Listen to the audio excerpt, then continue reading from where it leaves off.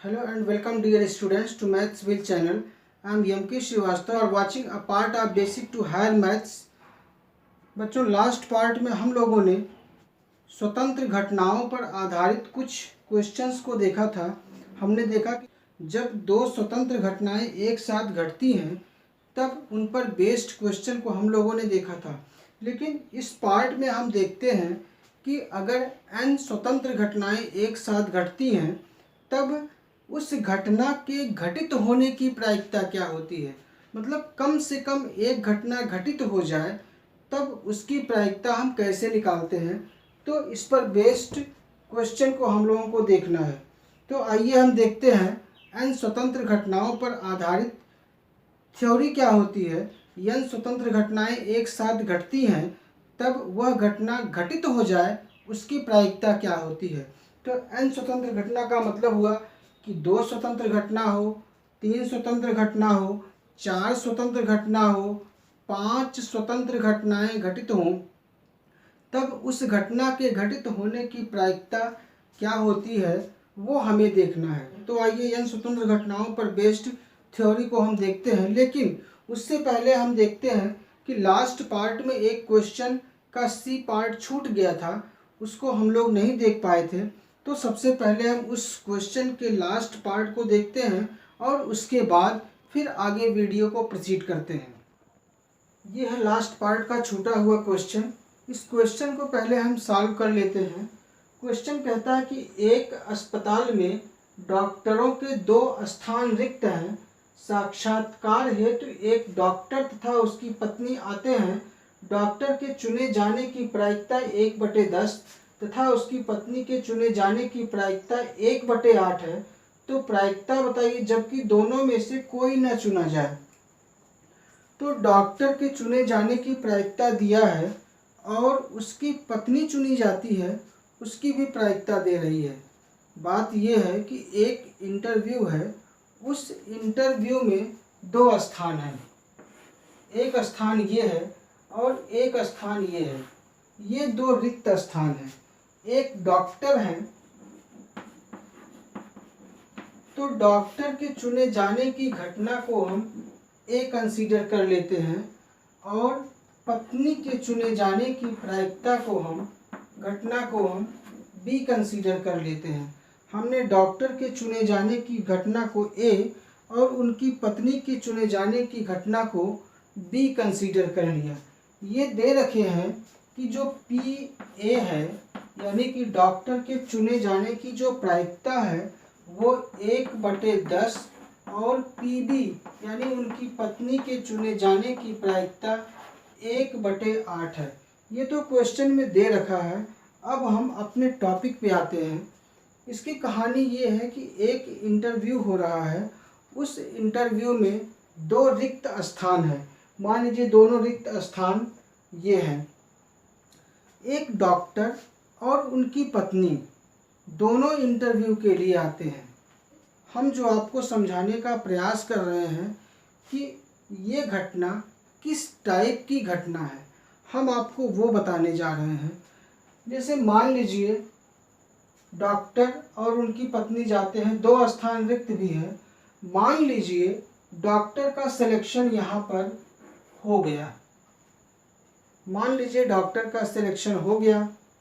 अब उनकी पत्नी का सिलेक्शन हो भी सकता है, नहीं भी हो सकता है। ठीक, जब डॉक्टर का सिलेक्शन हो जाएगा तो उनकी पत्नी का सिलेक्शन हो भी सकता है, नहीं भी हो सकता है। हो सकता है इसलिए क्योंकि एक स्थान रिक्त है। अगर उनके पास योग्यता है तो सिलेक्शन इस स्थान पर हो जाएगा, लेकिन अगर उनके पास योग्यता नहीं है तो सिलेक्शन नहीं होगा। मतलब अगर डॉक्टर का सिलेक्शन हो जाता है तो उनकी पत्नी का सिलेक्शन हो भी सकता है, नहीं भी हो सकता है। यानी उनकी पत्नी का सिलेक्शन इनके सिलेक्शन होने या ना होने पर डिपेंड नहीं करता है। अगर मान लीजिए डॉक्टर का सिलेक्शन नहीं भी होता है तो भी तो यही बात हो सकती है कि उनकी पत्नी का सिलेक्शन हो भी सकता है और नहीं भी हो सकता है। अच्छा, मान लीजिए डॉक्टर की बात छोड़ दीजिए, पहले उनकी पत्नी का ही सिलेक्शन हो जाता है। अब डॉक्टर का इंटरव्यू होता है तो वही बात है कि अगर उनकी पत्नी का सिलेक्शन हो गया तो डॉक्टर का सिलेक्शन हो भी सकता है, नहीं भी हो सकता है। इस तरीके से डॉक्टर का सिलेक्शन उनकी पत्नी के सिलेक्शन पर निर्भर नहीं करता है, डिपेंड नहीं है। ठीक उसी तरीके से डॉक्टर की पत्नी का सिलेक्शन डॉक्टर के सिलेक्शन पर डिपेंड नहीं करता है। इसलिए ये दोनों घटनाएं इंडिपेंडेंट घटनाएं हैं, स्वतंत्र घटनाएं हैं। तो अगर ये दोनों स्वतंत्र घटनाएं हैं तो probability of A intersection B is equal to probability of A into probability of B हो जाएगी। तो हम यहाँ लिखेंगे चूंकि ए तथा बी आपस में स्वतंत्र घटनाएं हैं, इसलिए probability of A intersection B equal to P A into P B. अच्छा, अब ये कह रहे हैं कि हमें उस घटना की प्रायिकता बतानी है जबकि दोनों में से किसी का भी सिलेक्शन ना हो, मतलब कि ना तो ए चुना जाए और ना बी चुना जाए। तो यानी कि हमें प्रोबेबिलिटी ऑफ ना तो ए चुना जाए यानी कि ए डैश और मतलब इंटरसेक्शन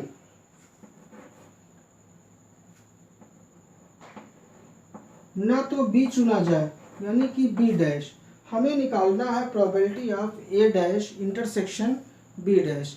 अगर ए और बी आपस में स्वतंत्र घटनाएं हैं तो ए डैश और बी डैश भी आपस में स्वतंत्र घटनाएं होंगी।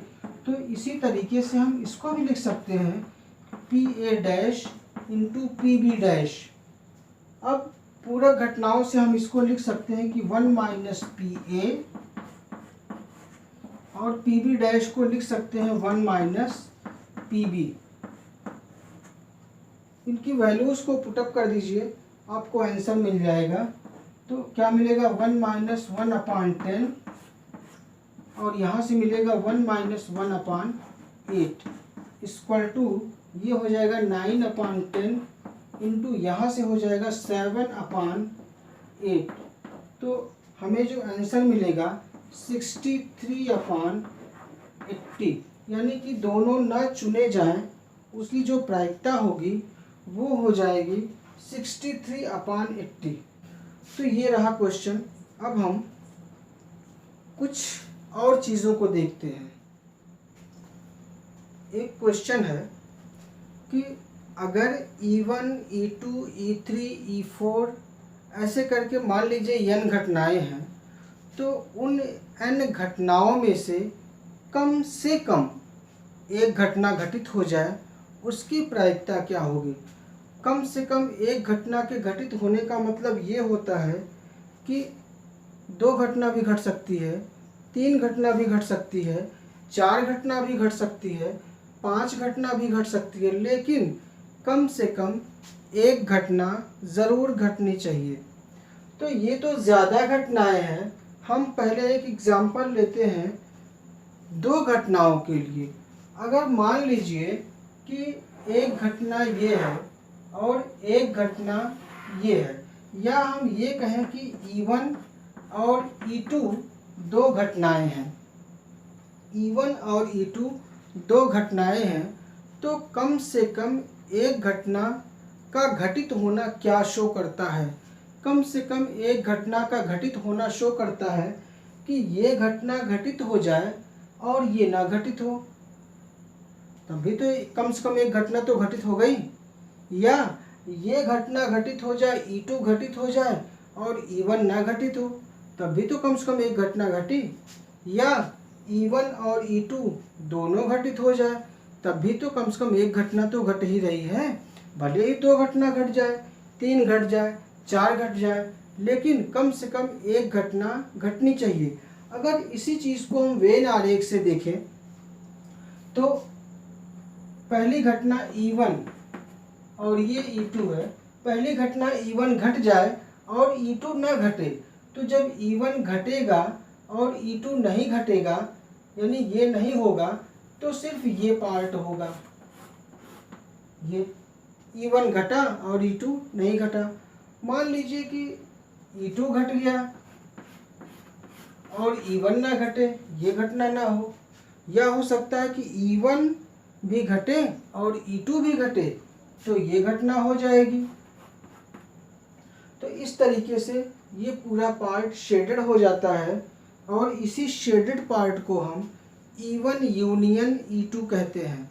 ठीक ऐसे ही 3 घटनाओं के लिए भी होता है कि 3 घटनाएं E1, E2 और E3 अगर हैं तो कम से कम एक घटना घटने का मतलब होता है कि या तो ये घट जाए, या तो ये घट जाए, या तो ये घट जाए, फिर या तो ये दोनों घटे ये ना घटे, या तो ये दोनों घटे ये ना घटे, या तो फिर ये और ये घटे ये घटना ना घटे, या तो तीनों घट जाए।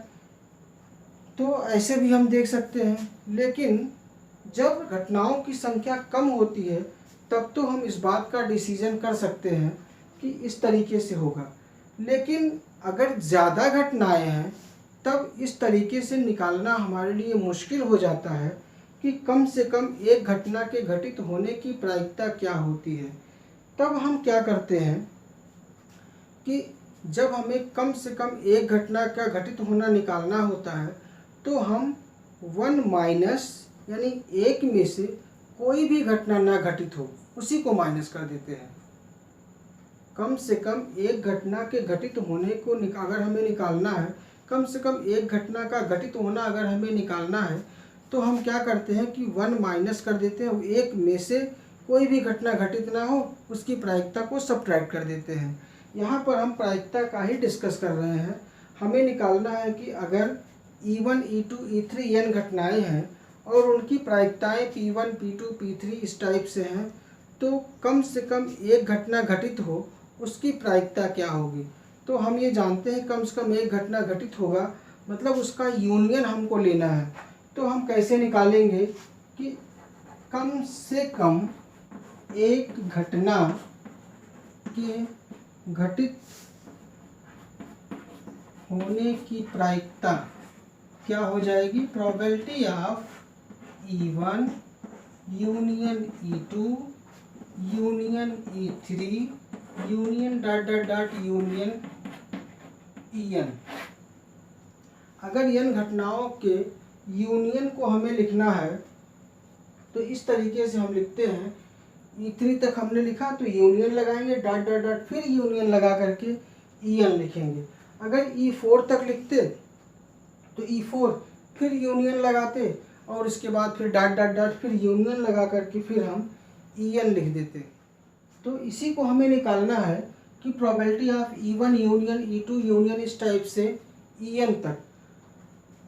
तो हम क्या करते हैं कि 1 माइनस और कोई भी घटना न घटे, तो कोई भी घटना नहीं घटेगी तो इसका मतलब क्या हुआ कि E1 union E2 union E3 union dot dot dot union En का होल डैश लगा देंगे। तो इस होल डैश का मतलब ये हुआ कि जब कम से कम एक घटना घटेगी तो जब उसका जो डैश होगा तो कोई भी घटना नहीं घटेगी। ये इस चीज़ को शो करता है कि कोई भी घटना नहीं घटेगी। हमें निकालना था कि कम से कम एक घटना घटित हो उसकी प्रायिकता, तो उसको हम सिंबल में लिखते हैं probability of E1 union E2 union E3 dot dot dot union En। अब हमें ये निकालना भारी पड़ेगा, हम इसको उस तरीके से नहीं निकाल सकते हैं। तो हम क्या करेंगे कि 1 माइनस कोई भी घटना ना घटित हो उसकी प्रायिकता निकाल देंगे। तो कोई भी घटना ना घटित हो उसकी प्रायिकता क्या होगी, probability of E1 union E2 union E3 dot dot dot union En का होल डैश हो जाएगा। इसी को हम आगे सॉल्व कर देते हैं तो क्या हो जाएगा इक्वल टू 1 माइनस। अब ये देखिए डिमॉर्गन्स लॉ से क्या होगा कि E1 union E2 union E3 का जो होल डैश लगा है, जब इस पर हम डिमॉर्गन्स लॉ लगाएंगे तब ये हो जाएगा प्रोबेबिलिटी ऑफ E1 डैश लग जाएगा और इंटरसेक्शन में कन्वर्ट हो जाएगा E2, फिर डैश लगेगा इंटरसेक्शन E3 डैश लगेगा और dot dot dot intersection En पर डैश लग जाएगा।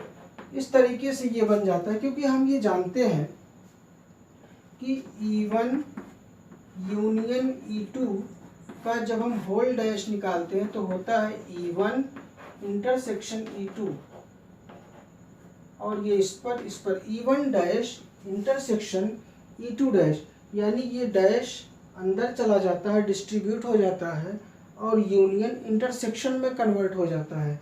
तो वही काम यहाँ पर भी हुआ कि डैश अंदर जाके सबके ऊपर डिस्ट्रीब्यूट हो गया और ये जो यूनियन लगा है ये इंटरसेक्शन में कन्वर्ट हो जाता है।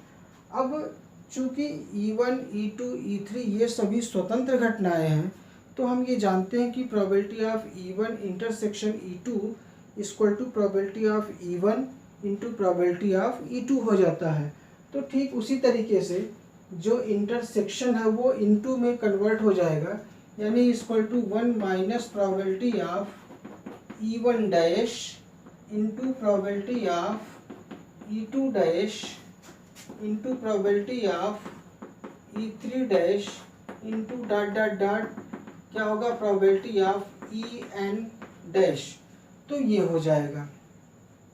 हमने क्या किया कि E1, E2, E3, En ये सब स्वतंत्र घटनाएं हैं, तो उनके जो डैश होंगे वो भी आपस में स्वतंत्र घटनाएं होंगे, और जब स्वतंत्र घटनाएं हो गए तो ये जो इंटरसेक्शन है अब वो इनटू में कन्वर्ट हो गया। फिर इसके आगे हम देखते हैं equal to 1 minus Pe dash को हम क्या लिख सकते हैं 1 माइनस Pe1। ऐसे ही Pe2 डैश को हम क्या लिख सकते हैं 1 माइनस Pe2, 1 माइनस हो जाएगा। ऐसे ही Pe3 डैश को हम क्या लिख सकते हैं 1 माइनस Pe3 और डॉट डॉट डॉट कर देंगे हम, तो ऐसे इसको भी लिख सकते हैं 1 माइनस Pe n। ये हो गया।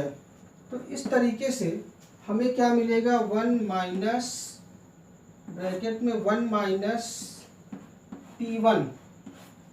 P1 क्या है E1 की प्रायिकता, घटना E1 के घटित होने की प्रायिकता P1 है, और यहाँ से क्या मिलेगा 1 माइनस P2 और यहाँ से मिलेगा 1 माइनस P3, और ऐसे करते करते यहाँ से लास्ट में हमें मिलेगा 1 माइनस Pn। इसका मतलब ये हुआ कि अगर E1, E2, E3 ऐसे करते n घटनाएं अगर हैं और वो आपस में स्वतंत्र घटनाएं हैं और उनकी प्रायिकताएं P1, P2, P3 हो गई, P1, P2, P3 dot dot dot Pn हो गई, तो उनमें से कम एक घटना के घटित होने की जो प्रायिकता बनेगी वो बनेगी 1 माइनस ब्रैकेट में 1 minus P1, 1 minus P2, 1 minus P3 और ऐसे करते करते 1 माइनस Pn। आप चाहें तो इसको एज ए फार्मूला याद कर सकते हैं, और चाहें तो इसको जिस सिस्टम से बताया गया उस सिस्टम से आप इसको सॉल्व करना समझ सकते हैं। ये क्वेश्चन भी है और थ्योरम भी है। आप चाहें तो इसको क्वेश्चन के रूप में समझिए और चाहे थ्योरम के रूप में इसको याद कर लीजिए। तो अब हम इस पर एक क्वेश्चन देखते हैं। अभी जो टॉपिक हम लोगों ने डिस्कस किया है कि n घटनाएं अगर घटित होती हैं तो उनमें से कम एक घटना के घटित होने की प्रायिकता, जो फार्मूला हम लोगों ने निकाला उस पर बेस्ड ये क्वेश्चन है। क्वेश्चन कहता है कि 3 छात्रों ABC द्वारा गणित की एक समस्या को हल करने की प्रायिकता 1/2, 1/3 और 1/4 है। 3 छात्र हैं ABC और उनकी प्रायिकताएं भी आपको दी गई हैं, तो इसमें अभी तो कुछ करना ही नहीं है, केवल हम उनकी प्रायिकताओं को नोट कर लेते हैं। PA की वैल्यू 1/2, PB की वैल्यू 1/3 और PC की जो वैल्यू है वो 1/4 है। यहाँ तक हम लोगों ने कुछ भी नहीं किया, हमने केवल क्वेश्चन में जो प्रायिकता दी गई है ABC की, समस्या को हल करने की जो प्रायिकता है ABC की, वो हमने यहाँ पर नोट कर दिया। अब ये कह रहे हैं कि तब समस्या हल होने की प्रायिकता क्या होगी। समस्या हल हो जाए, हमें सिर्फ यही निकालना है कि समस्या हल हो जाए। अब आप सोचिए कि ए बी और सी समस्या को हल कर रहे हैं। समस्या को केवल ए हल कर सकता है, ये भी तो हो सकता है। ये ए है, ये बी है, ये सी है। समस्या को केवल ए हल कर सकता है, तो केवल ए का पार्ट ये हो गया। समस्या को केवल बी हल कर सकता है, तो केवल बी का ये पार्ट हो गया। देखिए, कह रहे हैं कि समस्या हल हो जाए, बस कितने लोग हल करते हैं उससे मतलब नहीं है। तो कितने टाइप के चांसेस बन सकते हैं, हम उस पर डिस्कस कर रहे हैं कि हो सकता है कि समस्या को केवल ए हल कर दे तो ये होगा, केवल बी हल कर दे तो ये पार्ट हो जाएगा, केवल सी भी तो हल कर सकता है तो ये पार्ट शेडेड हो जाएगा। अब हो सकता है कि ए और बी दोनों उस समस्या को हल कर दें और सी ना हल कर सके, तो ए और बी दोनों उस समस्या को हल कर देंगे और सी नहीं हल कर पाएगा। ए और बी का पार्ट ये हो गया, सी इसमें नहीं आ रहा है।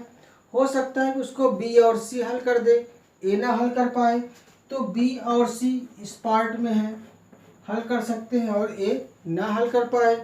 हो सकता है कि सी और ए हल कर दे और बी ना हल कर पाए, तो ये पार्ट होगा। अब बचाइए, तो ये भी तो हो सकता है कि ए बी और सी तीनों उस समस्या को हल कर दें तो ये पार्ट हो जाएगा। और कोई चांस नहीं बनेगा कि किसी और तरीके से वो प्रॉब्लम सॉल्व हो जाए। प्रॉब्लम को सॉल्व करने के जितने तरीके थे सब हम लोगों ने देखा और हमें ये पार्ट मिला। तो हम देख रहे हैं कि इस तरीके से हमें ये जो पार्ट मिलता है इसको मैथमेटिकली हम कहते हैं A union B union C. यानी कि समस्या हल हो जाए इसके लिए हमें क्या निकालना है, probability of A union B union C. तो हम लिखेंगे कि इसलिए प्रोबेबिलिटी ऑफ समस्या हल हो जाए, हमें जो निकालना है कि समस्या हल हो जाए उसकी प्रोबेबिलिटी हमें निकालनी है, उसकी प्रायिकता हमें निकालनी है। तो ये समस्या हल हो जाए इसका मतलब क्या हुआ कि probability of A union B union C, क्योंकि ये जो हमें मिला है इसी को हम A union B union C कहते हैं। तो ये हो जाएगा A union B union C. अब इस A union B union C को पिछले थ्योरम से, पिछला जो क्वेश्चन हम लोगों ने देखा, पिछले क्वेश्चन में जो फॉर्मूला हम लोगों ने डिराइव किया उस हिसाब से इसको हम लिख सकते हैं 1 minus probability of A union B union C dash, यानी कि उसको कोई भी ना हल कर पाए। 1 माइनस और उस क्वेश्चन को कोई भी ना हल कर पाए। अब हम क्या करते हैं कि यहाँ पर लगाते हैं डिमॉर्गन्स रूल। तो ये होगा 1 minus probability of A dash intersection B dash intersection C dash, ऐसे हो जाएगा।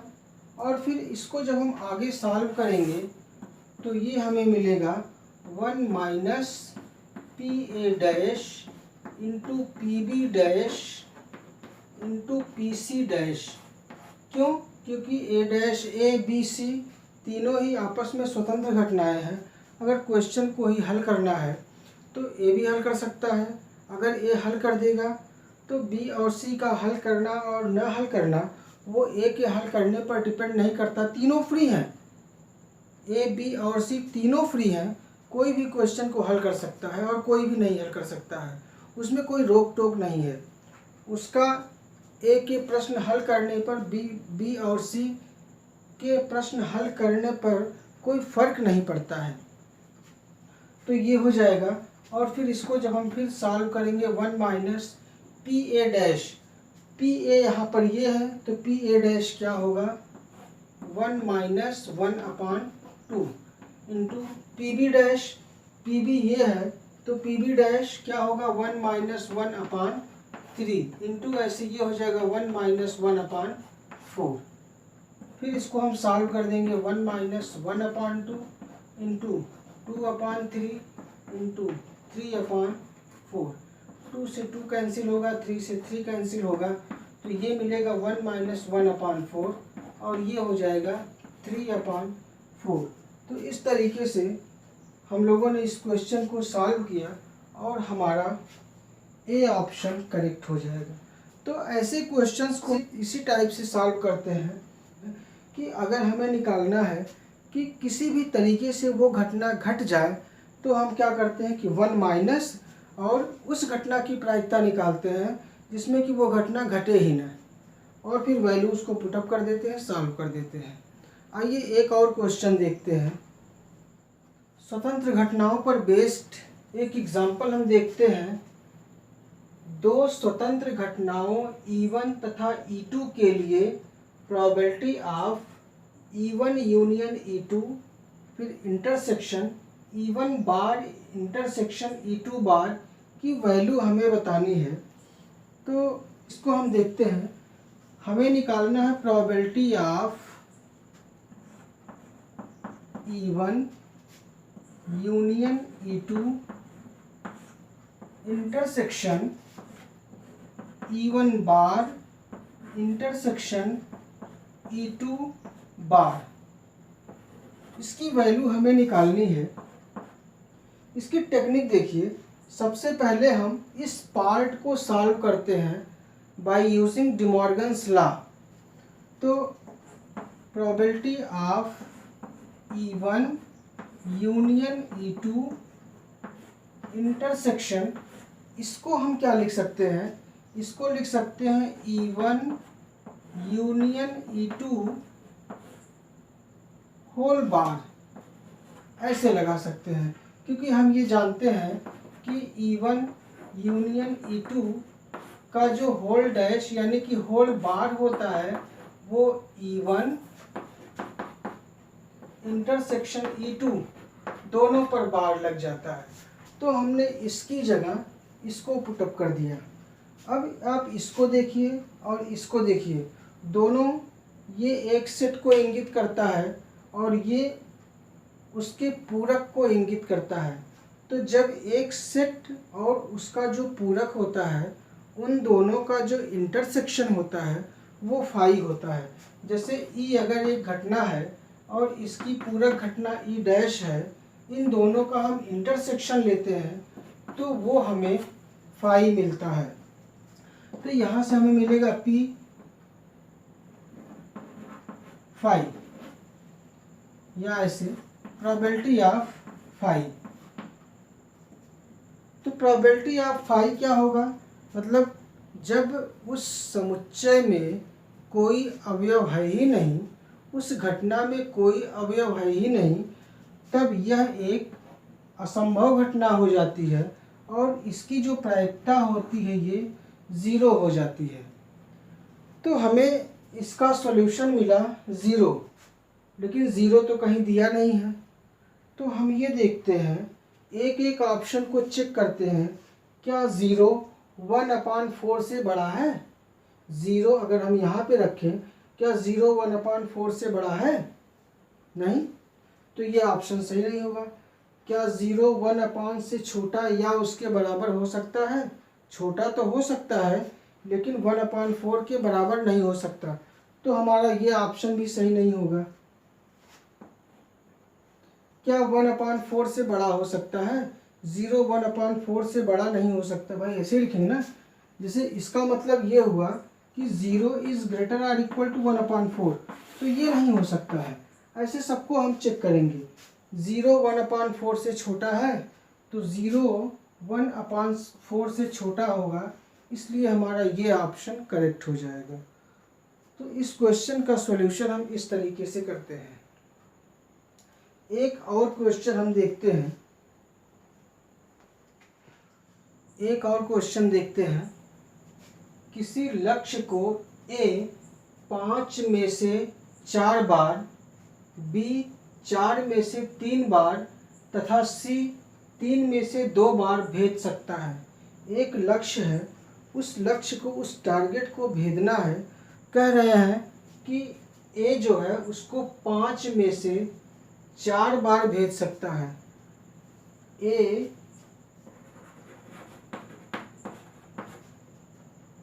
पाँच में से 4 बार, कहने का मतलब ये है 5 में से 4 बार तो 4/5 भेज सकता है। तो इसका मतलब हुआ कि प्रोबेबिलिटी ऑफ ए जो होगी वो 4/5 हो जाएगी।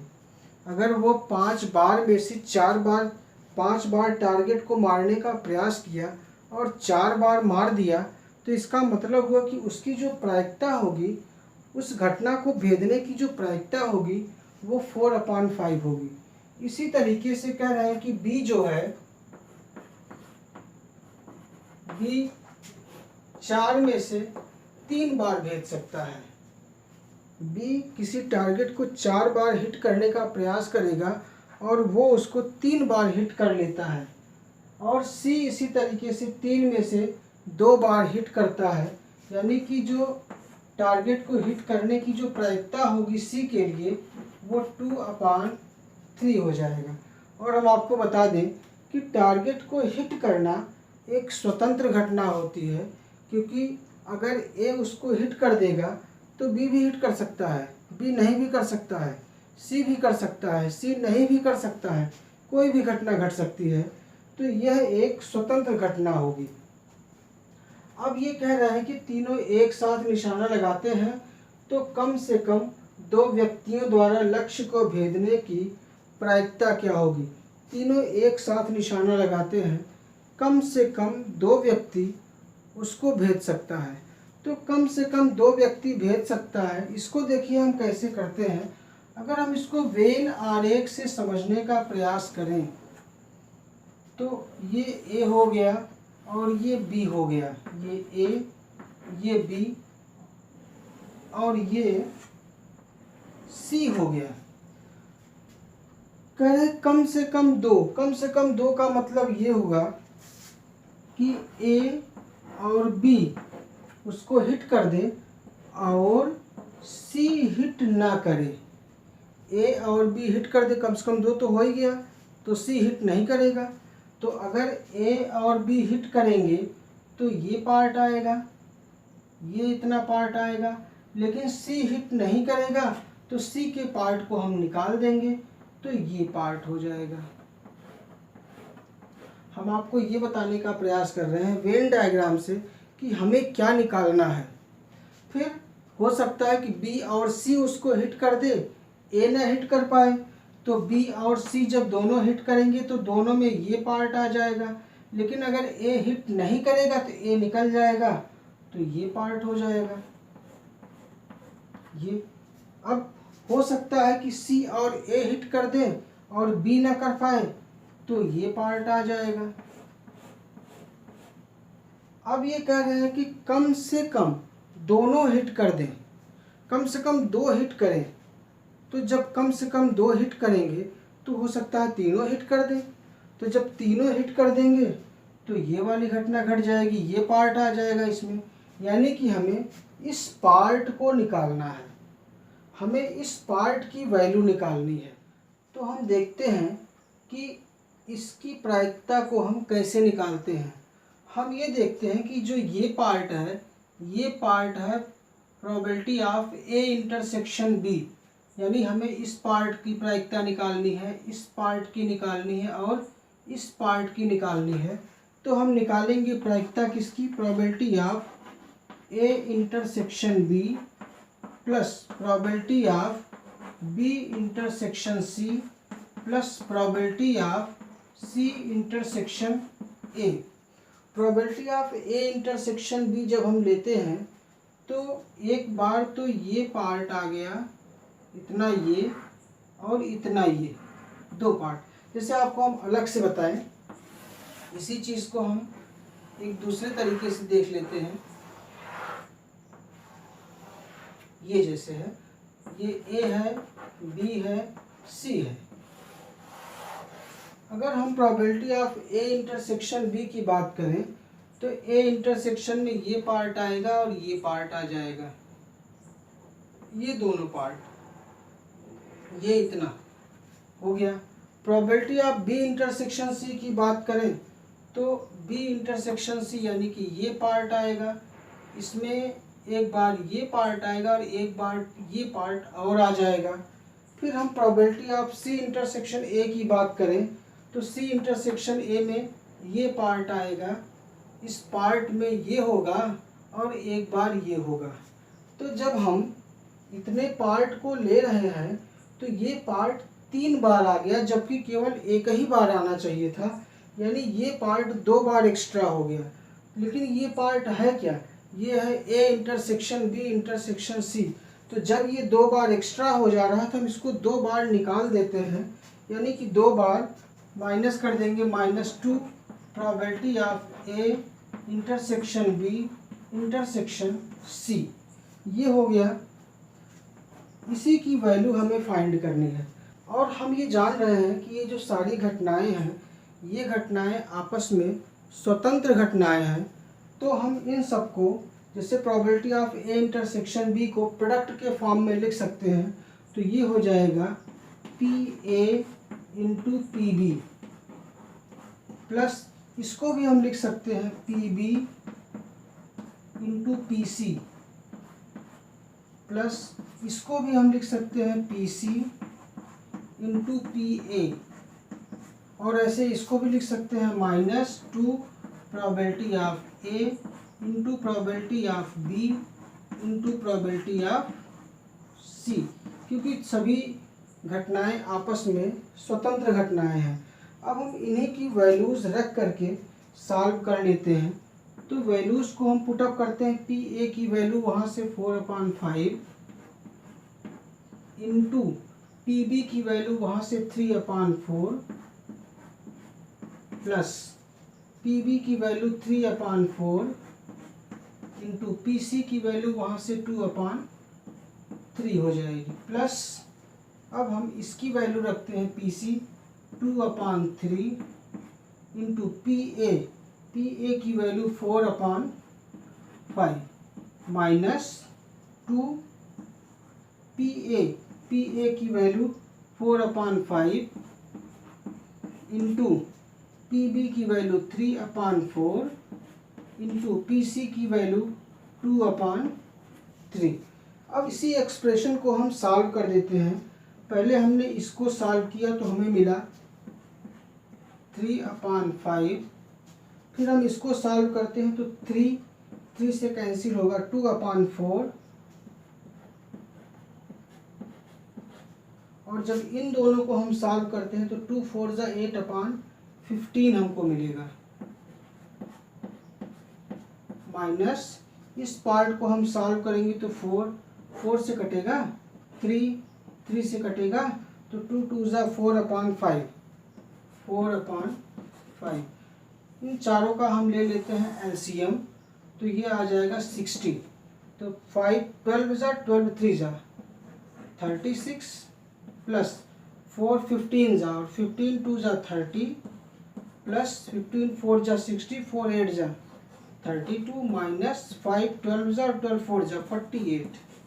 और जब इसको हम सॉल्व कर देंगे तो ये हमें देगा 6 + 2 8 3 + 3 6 + 3 9 98 - 48/60, और ये आ जाएगा 50/60, और यहाँ से 0 0 कैंसिल होगा तो हमें आंसर मिलेगा 5/6, जो कि हमारा रिक्वायर्ड आंसर होगा। तो इस तरीके से वेन डायग्राम से इस क्वेश्चन को हम बड़े आसानी से सॉल्व कर सकते हैं। एक दूसरे मेथड से इसको हम देखते हैं कि इस क्वेश्चन को हमें इंटर लेवल पर अगर सॉल्व करना है तो हम कैसे सॉल्व करते हैं। तो ये कह रहा है कि इस लक्ष्य को कम से कम 2 लोग भेद दें। तो अगर 2 लोग भेदेंगे तो उन दोनों में जैसे ए बी और सी हैं तो हो सकता है कि ए और बी उसको टारगेट को हिट कर दें और सी ना कर पाए। तो ऐसी कंडीशन में होगा probability of A intersection B, A और बी हिट कर दे लेकिन सी ना हिट कर पाए, तो उसको हम ऐसे लिखते हैं। प्लस इसी तरीके से बी और सी हिट कर दें लेकिन ए ना हिट कर पाए, इसी तरीके से सी और ए हिट कर दे लेकिन बी ना हिट कर पाए, या तो फिर उसको तीनों हिट कर दें, ए बी और सी तीनों हिट कर सकते हैं, तो ऐसे भी इसको हम लिख सकते हैं। इस तरीके से कम दो लोग इस घटना को ज़रूर हिट कर देंगे अगर हम ऐसे लिखते हैं तो। ए और बी हिट करे, सी ना हिट कर पाए, बी और सी हिट करे, ए ना हिट कर पाए, ऐसे या तो तीनों हिट कर दें। अब चूंकि ये स्वतंत्र घटनाएं हैं इसलिए ये सभी गुणे के रूप में हो जाएंगी कि ये हो जाएगा P A into P B into P C dash, ऐसे P A P B P C dash plus ऐसे इसको लिखेंगे P B into P C into P A dash plus ऐसे इसको लिखेंगे P C into P A into P B dash plus ऐसे इसको लिखेंगे P A into P B into P C. इस तरीके से इसको हम लिख करके इसकी वैल्यूज़ को पुटअप करके सॉल्व कर देते हैं। तो जब वैल्यूज़ को हम रखेंगे तो इसकी वैल्यू 4/5 इंटू इसकी वैल्यू 3/4 इंटू ये पी सी डैश है, ये हो जाएगा 1 माइनस पी सी। इसको हम इस तरीके से कर लेते हैं प्लस फिर इसको देखिए पी बी की वैल्यू 3/4 इंटू पी सी की value 2/3 into P A dash की वैल्यू 1 माइनस और जो पी ए होगा वो हो जाएगा प्लस पी सी की वैल्यू 2/3 इंटू पी ए की value 4/5 into P B dash की वैल्यू 1 माइनस पी बी हो जाएगा प्लस इसमें 4/5 इंटू 3/4 इंटू 2/3। ये हमने सबकी वैल्यूज़ को पुटअप कर दिया। अब देखिए यहाँ से ये इससे कैंसिल होगा और ये हो जाएगा 3/5 और ये ब्रैकेट में 1 माइनस पी सी की वैल्यू 2/3 प्लस यहाँ से 3 से 3 कटेगा, 2 1 ज़ा 2, 2 2 ज़ा 4, 1/2 और यहाँ से 1 माइनस पी ए तो 1 माइनस 4/5 प्लस यहाँ से 2 4 ज़ा 8/15 और फिर ये 1 माइनस पी बी की वैल्यू यहाँ से हो जाएगी 3/4 प्लस 4 4 से कटेगा, 3 3 से कटेगा तो यह आ जाएगा 2/5।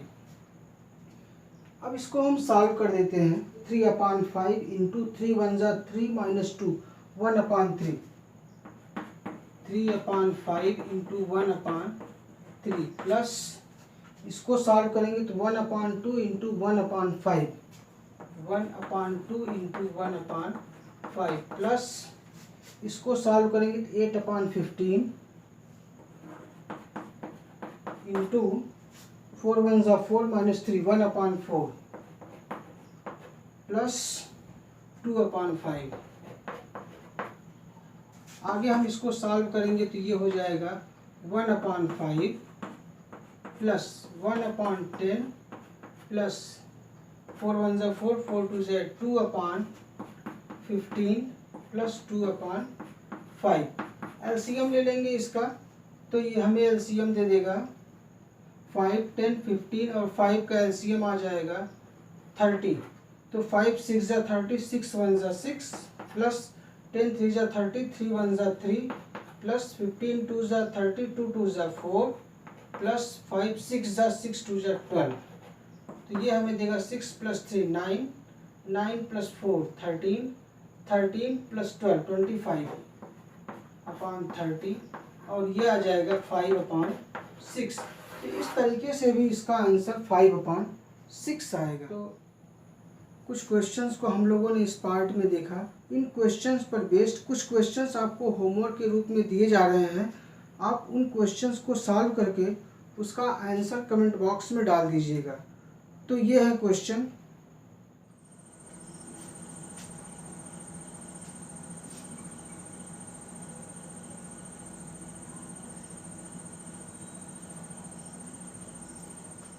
इस तरीके से हम लोगों ने इस क्वेश्चन को सॉल्व किया और इस पार्ट को भी हम लोगों ने ख़त्म किया।